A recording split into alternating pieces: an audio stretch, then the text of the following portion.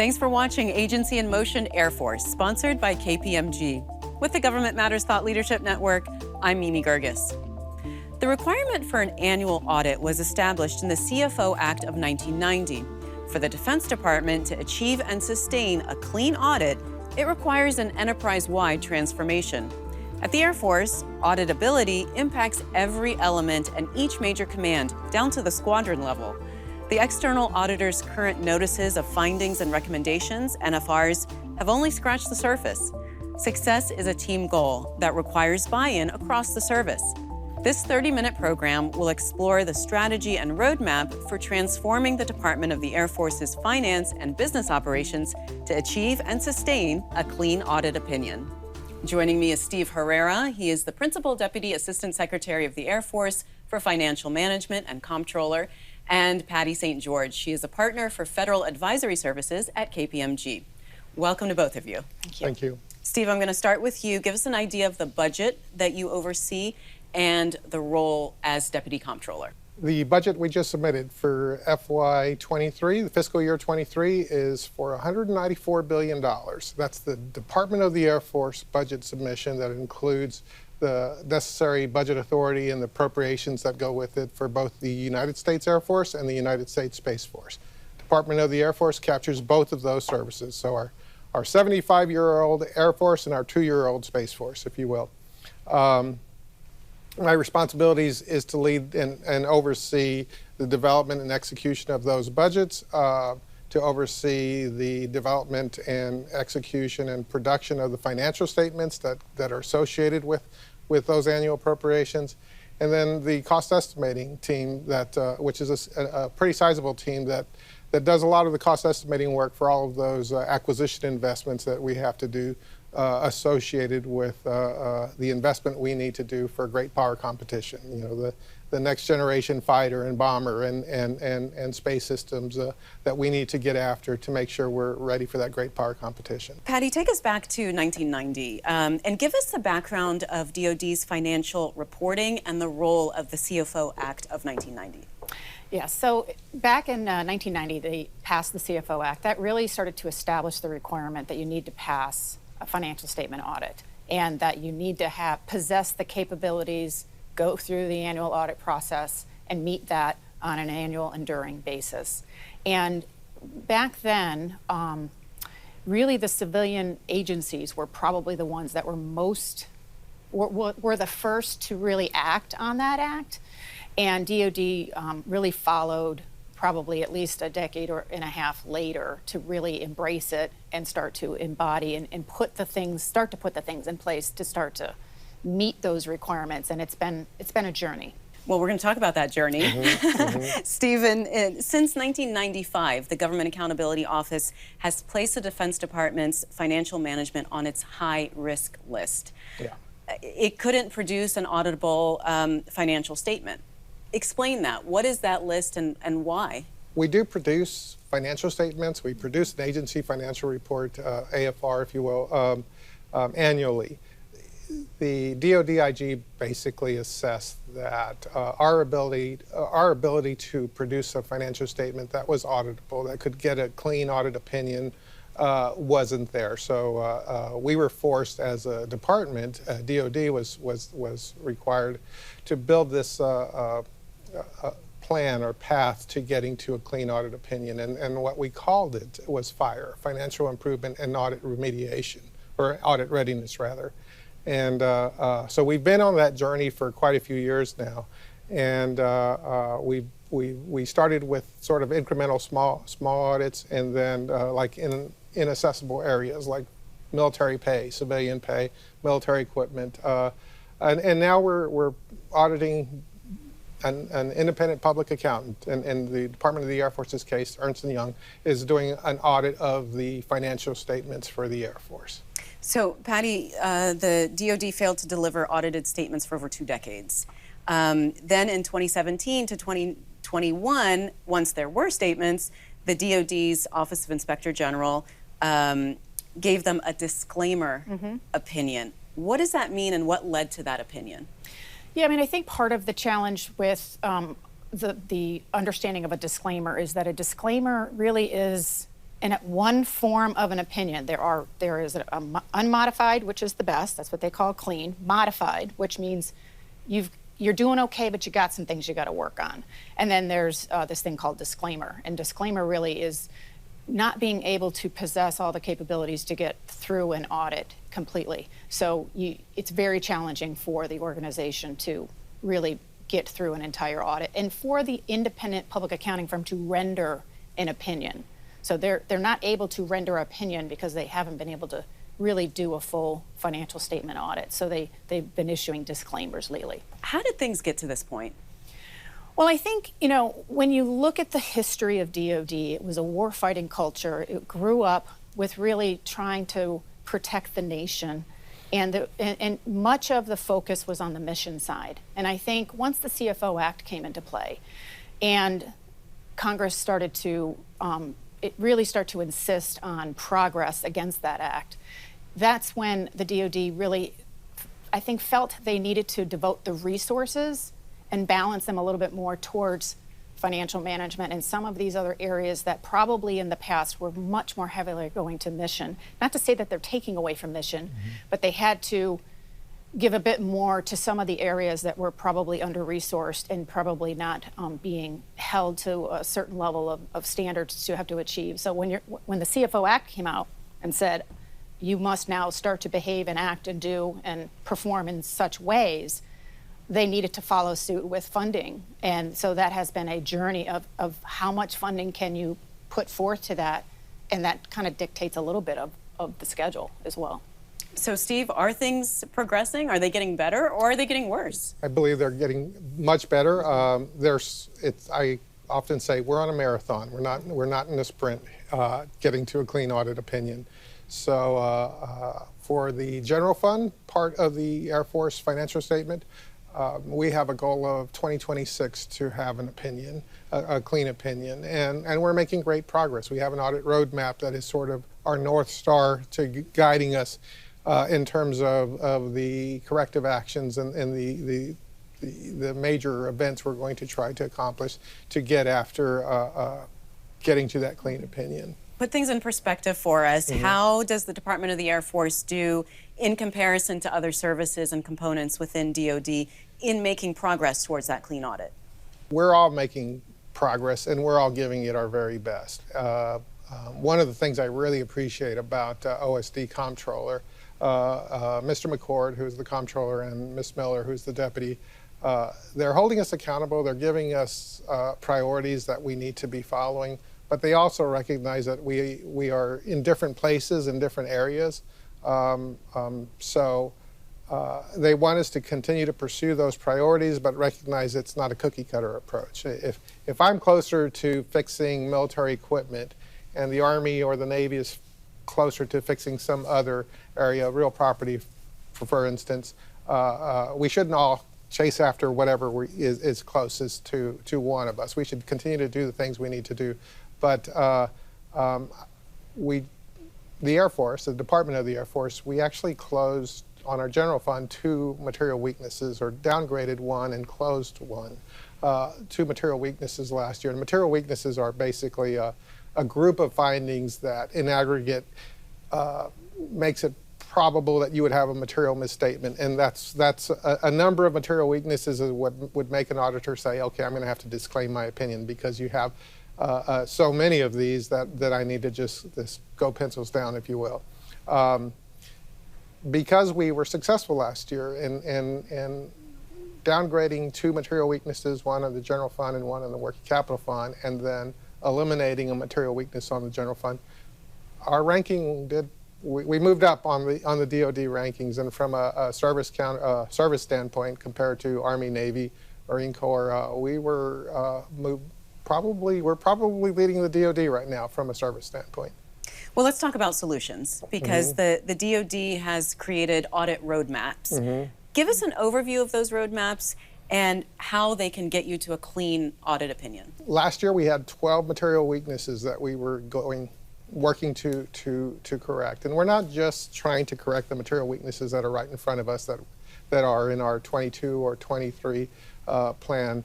Rather, we're addressing as much as we can, but we also know what is closest to us from a standpoint of us being able to remedy, address, and correct the findings that the auditor has identified. So for the Air Force last year, on the general fund side, we were able to downgrade our contingent legal liabilities, which is effectively how we were accounting for the liability associated with the potential liability with contract claims, if you will. And then, so what our IPA actually said, hey, you know what, we've looked at what the Navy is doing, you should go talk to them. And so the services share with each other, and we learn from each other, and we leverage some of their lessons, and it's an enterprise approach. So it wasn't just financial managers doing this. We had to work with the Judge Advocate Office, the General Counsel Office, and the acquisition community to make sure we were implementing the recommendations that the auditor suggested.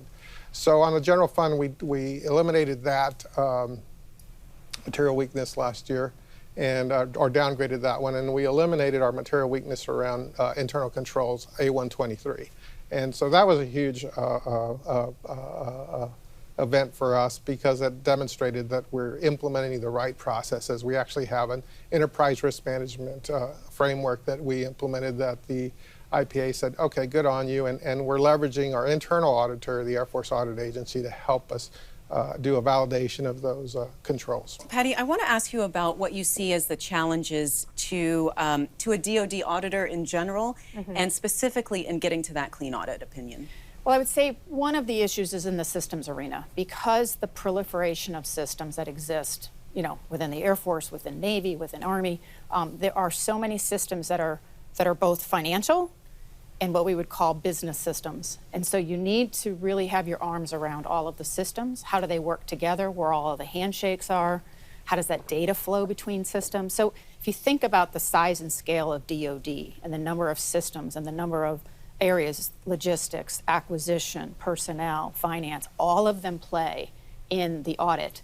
Because people think an audit is of the numbers. It's actually an audit of the enterprise through the numbers. So really, if you think about our world today and everything being technology enabled, one of the biggest challenges is really understanding that system blueprint and getting control of those systems and making sure they're designed properly, they're implemented properly, because that's the backbone to many of the problems that you're trying to solve. And then I would say on the other side is the execution of what the auditor is looking at is both from a bottoms up, if you think about the lowest level of the Air Force, all the way up to the top, and then top down. So you're really having to address every part of the Air Force. Everybody has a role to play. And when you think about trying to get that many people rowing in the same direction, it's a huge challenge. But at this point, do we know what all the problems are in order to fix them, or are we still trying to figure that part out? I would say we know the big rocks. I would say because the audit has been going on since 2017, and we're in 2022, you think of, it's really like an onion. The auditor kind of starts with the outer part of the onion and slowly each year moves further into the onion. Well, I wouldn't say that they've completed the full financial statement audit of every functional area, every finance area, at the depth that an audit requires yet. So a lot of the findings and the NFRs and things of that nature that come out of the audit that help drive the roadmap, there's more to come, but what the auditor has been identifying to date has been probably the biggest and most severe items to date. So at least it lets management get after the bigger, longer term sorts of issues. Okay, we're going to pause right here and then we'll continue our conversation. Okay. Up next, more on the tactics and strategies the Air Force will use this fiscal year and beyond. We'll be right back. Agency in Motion, Air Force, is sponsored by KPMG. Learn more at kpmg.com/US/federal. Thanks for watching Agency in Motion Air Force. With the Government Matters Thought Leadership Network, I'm Mimi Geerges. The Air Force is working to achieve and sustain a clean audit opinion. But to do that, it needs to transform its financial and business processes. We'll discuss what the roadmap to success will look like. I'm back with Steve Herrera. He is the Principal Deputy Assistant Secretary of the Air Force for Financial Management and Comptroller. and Patty St. George. She is a partner for Federal Advisory Services at KPMG. Steve, in fiscal 2018, the Air Force shifted focus from audit readiness to audit remediation. Right. You're now in the fifth year under audit. Share with us some of those highlights, some of those successes that you've had. We have some big rock material weakness downgrades we're pursuing in 22, and we're making nice progress. We really have a pretty nice degree of confidence that we'll accomplish what we set out to for 22. I'll describe them to you. One of the material weaknesses that we're trying to eliminate in this fiscal year is funds balance with Treasury. And you say, well, what's funds balance with Treasury? Think about that $193 billion appropriation I mentioned to you. Well, we have several years of large numbers of appropriations and billions of dollars. And as we execute those dollars, the appropriated dollars or funds get expensed. And what is not expensed, what is not actually made in the payment, should be in the Treasury, and we should be able to account for that balance in the Treasury. It's our checkbook. And we're getting really close to having our funds balance with Treasury material weakness downgraded. The auditor has been doing end-of-period testing for us, and they're going to do a couple more period testing for us, but we have a strong degree of confidence that we're going to get that downgraded. The other one we're looking to downgrade is military equipment.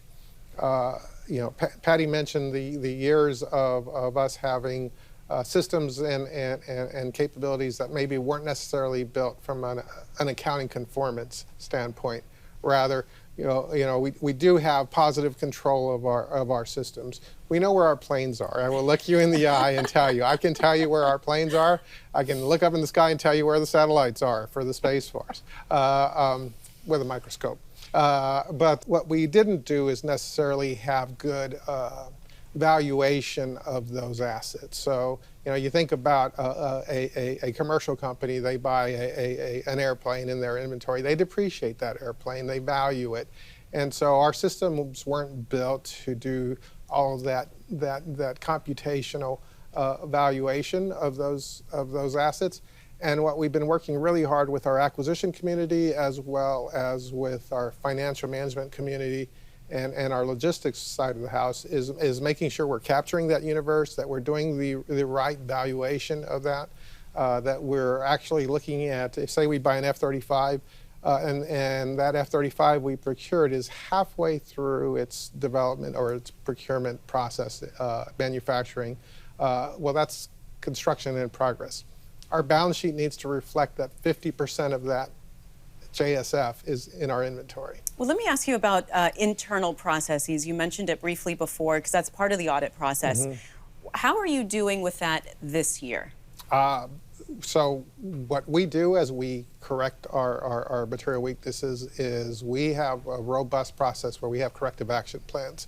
Those corrective action plans are things that we do to address notices of findings and recommendations that the auditor has identified for us.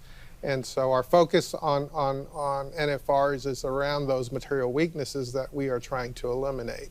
And so we go through a rigorous process of internally testing our caps to make sure they're good. Then we turn them over to the auditor to let them test them. And so I'm confident that internal control testing and that A123 method and process that we established last year is lasting because of that rigorous process. And you had talked about the enterprise approach. Explain the difference between taking an enterprise approach versus a financial management approach. Well, and I appreciate that question because I think early on a lot of people just assumed it was the comptroller or the financial community who was responsible for getting us to a clean audit opinion, and that's just not the case. It takes the whole of the Department of the Air Force to get there.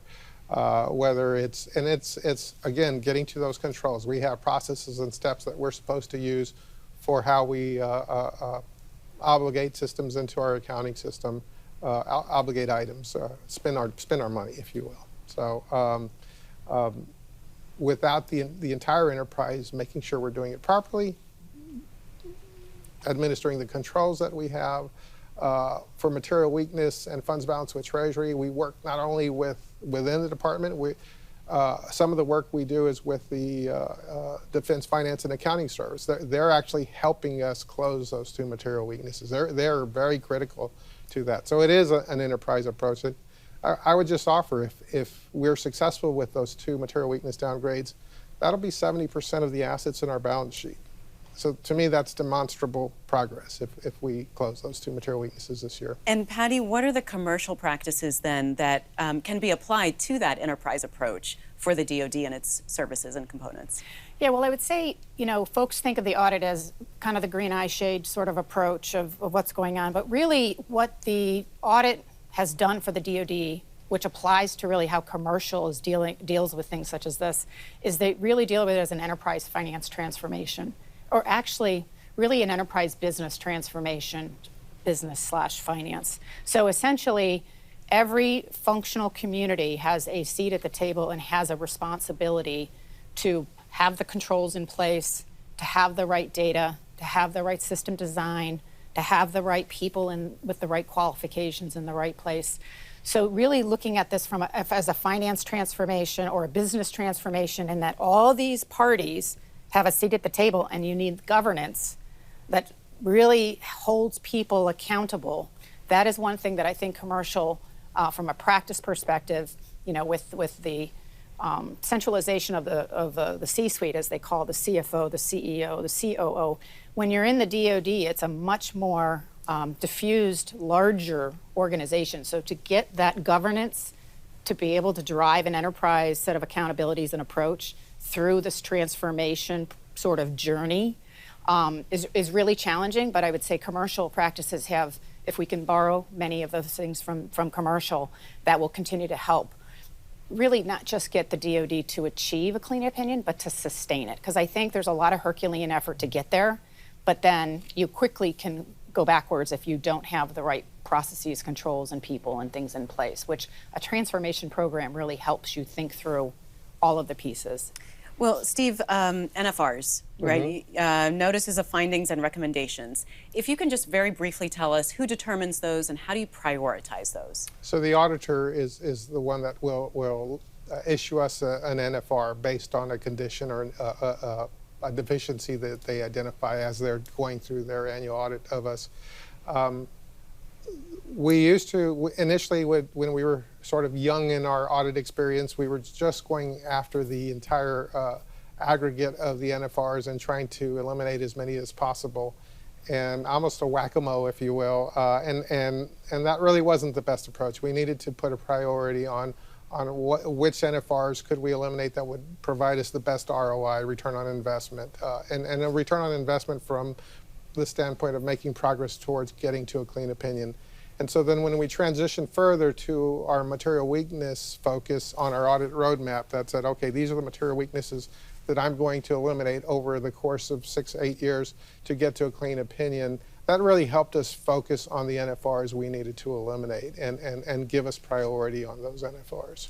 And Patty, the auditor, finds out about those NFRs, but does an auditor play a role in closing them out, in helping to address those? Yeah, so as part of their audit process, they really take a look at all inputs, various audit findings, whether it's from previous financial statement audits such as NFRs, GAO reports, other things, and they look at the body of information and they look at, okay, has that NFR been remediated to a satisfactory level that if I went in, I could say, yes, it's clean, it's fixed, I have no further issues with it. So the auditor really, as part of the audit opinion that they give every year, they are the ones who make the final call on whether they've resolved, whether the organization has resolved that NFR or not. So they are really the last line of defense to make that determination.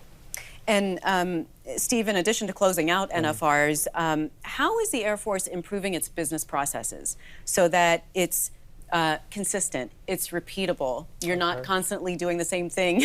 Yeah, no, absolutely. So can I talk automation? I think that would be a good way to address that. For our general plant property and equipment, we have a number of systems, we call them APSRs, accounting property systems of record, that feed our financial statements for that. A lot of that those systems were not necessarily developed and tied to our accounting system. And so there's an interface that has to occur. There's sometimes manual work that has to be done to make sure that the value and the data is transferred into our financial statements. And so what we've done is leveraged RPAs, or robotic process automation, I believe is the right acronym, or the how you say that acronym. And those RPAs that we've implemented have really eliminated a lot of the manual work that has to be done, and in some cases has taken a 3-week process and turned it into a 3-day process. And Patty, where does an auditor come in to support the DoD in that area of automation and data analytics? Well, from an automation perspective, the auditor is going to look at how well controlled is the design of the automation. When you think about threats, can they break into it? Can they make something happen that you're not expecting? So they're really looking at how well controlled is the automation that is designed by an organization, implemented into a process, and can I rely upon it, or is there any risk and threat that there's something hanky-panky that can be going on with it from an automation perspective? You know, Steve, everyone at the Air Force is there for the mission, right? Yes, At the end of the day, how does everything that we're talking about here, the audits, the financial management systems, the processes, how does that all affect and support the mission? Well, there's a number of ways it does. First of all, a very practical example is a system, an APSR, an accounting property system of record that we implemented for our munitions. TICMS is the name of that system. Used to be that the previous APSR we had for our munitions, our high-end munitions, think JASMs and JDAMs, things that go boom, if you will, and come off of airplanes. We had excellent control over those inventories, but in terms of having real time, this is how many I have in Europe, this is how many I have in Asia, this is how many I have stateside. That was a process that was accomplished weekly. Now we can get it timely, on time, real time. We know exactly where those munitions are. So we're making smarter decisions. We have better awareness of where our inventories are, and we're making smarter purchases and more informed distribution and allocation of our munitions. And Steve, can you tell us very briefly about the Space Force? Obviously, that's part of the Department of the Air Force, and what the plan is. So we're doing an entity accounting assessment for the Space Force. And what that means is the Space Force, when it was established 2 years ago, didn't come from nothing. We actually had Air Force Space Command. We had Air Force units that were part of what was incorporated into United States Space Force. We also have transferred into the U.S. Space Force Department of the Army, Department of the Navy activities. So we need to not only parse out our universe of transactions, our balance sheet items, our financial information, so that we can cleanly separate Air Force and Space Force, as well as bring in all of those transfers that came into us.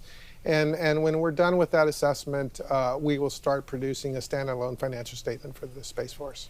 And Patty, wrap things up for us, your final thoughts on where things are going for the department in the near future. Well, I would just say that the overall audit is a journey for the DoD. I think they've got really the right management, the right leadership attention. I think everyone is taking it seriously. I think the involvement of all the different parts of the DoD into getting to that clean opinion, I think that has been a remarkable transformation. So it's really exciting to see where it's going to go.